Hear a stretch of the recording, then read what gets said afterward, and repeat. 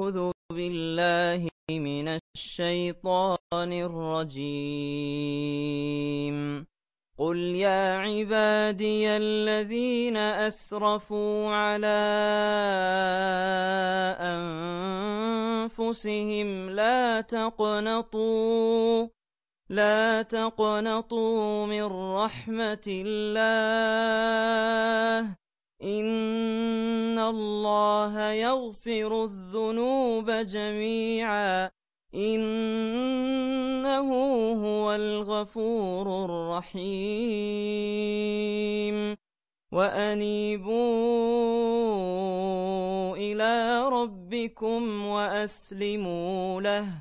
وأسلموا له من قبل أن يأتيكم العذاب ثم لا تنصرون.